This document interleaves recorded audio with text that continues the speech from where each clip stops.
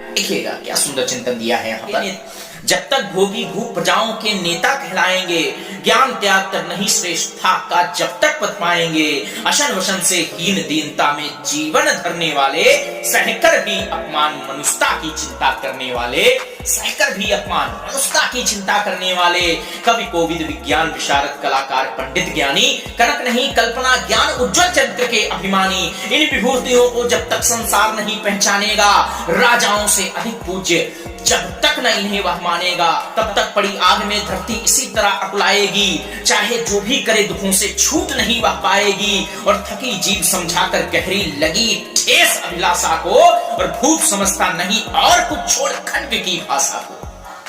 रोक टोक से नहीं सुनेगा नृप समाज अभिचारी है, ग्रीवा हर निष्ठुर कुठार का या मदांध अधिकारी है, इसीलिए तो मैं कहता हूं अरे ज्ञानियों खड्ग धरो, हार न सका जिसको कोई भी भूखा वह तुम त्रास हरो, नित्य कहा करते हैं गुरुवर खड्ग महाभयकारी है, इसे उठाने का जग में हर एक नहीं अधिकारी है, वही उठा सकता है इसको जो कठोर हो कोमल भी, वही उठा सकता है इसको जो कठोर हो कोमल भी, और जिसमें हो धीरता वीरता और तपस्या का बल भी, जिसमें हो धीरता वीरता और तपस्या का बल भी, वीर वही है जो कि शत्रु पर जब भी खड्ग उठाता है, तीर वही है जो कि शत्रु पर जब भी खड्ग उठाता है, मानवता के महागुणों की सत्ता भूल न जाता है, सीमित जो रख सके खड्ग को पास उसी को आने दो, विप्र जाति के सिवा किसी को मत तलवार उठाने दो, विप्र जाति के सिवा किसी को मत तलवार उठाने दो। और जब जब मैं सर चाप उठाकर कर्तव्य कुछ दिखलाता हूं, जब जब मैं सर चाप उठाकर कर्तव्य कुछ दिखलाता हूं, सुनकर आशीर्वाद देव का धन्य धन्य हो जाता हूं। जियो जियो ऐ वत्स तीर तुमने यह कैसा मारा है, तहक उठावन उधर इधर फूटी निर्झर की धारा है, मैं शंकित हूँ ब्रह्म वीरता मेरे साथ मरेगी क्या, परशुराम की याद विप्र की जात न जुगा धरेगी क्या, पाकर तुम्हें किंतु इस वन में मेरा हृदय हुआ शीतल, पाकर तुम्हें किंतु इस वन में मेरा हृदय हुआ शीतल, तुम अवश्य ठोगे उसको मुझ में है जो तेज, मुझ में है जो तेज में। क्या ओजस्वी लेखन है दिनकर जी का कि जियो जियो ब्राह्मण कुमार, जियो जियो ब्राह्मण कुमार, तुम अक्षय कीर्ति कमाओगे, एक बार तुम भी धरती को निक्षत्री कर जाओगे, निश्चय तुम ब्राह्मण कुमार हो कवच और कुंडल धारी, तप कर सकते और पिता माता किसके इतने भारी, किंतु हाय ब्राह्मण कुमार सुन प्राण कांपने लगते हैं, मन उठता धिक्कार हृदय में भाव ग्लानि के जगते हैं, गुरु का प्रेम किसी को भी क्या ऐसे कभी खला होगा, गुरु का प्रेम किसी को भी क्या कभी ऐसे खला होगा, और शिष्य ने कभी किसी गुरु को इस तरह छला होगा, और शिष्य ने कभी किसी गुरु को इस तरह छला होगा।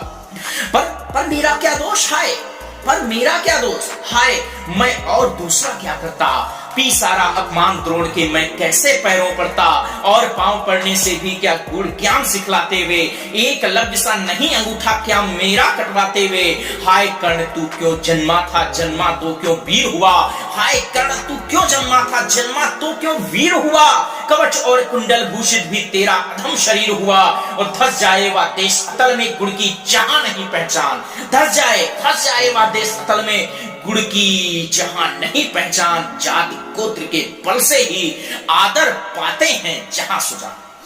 जाति गोत्र के बल से ही आदर पाते हैं जहां सुजान। नहीं पूछता है कोई तुम व्रती वीर या दानी हो, सभी पूछते मात्र ही तुम किस कुल के अभिमानी हो, मगर पूछ क्या करे जन्म लेना तो उसके हाथ नहीं, चुनना जाति और कुल अपने बस की तो है बात नहीं। मैं कहता हूं अगर विधाता नर को मुट्ठी में भरकर, मैं कहता हूं अगर विधाता नर को मुट्ठी में भरकर कहीं छींट दे ब्रह्मलोक से ही नीचे भूमंडल पर,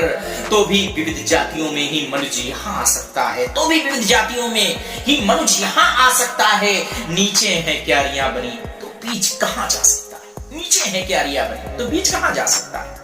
क्या अद्भुत चिंतन देखिएगा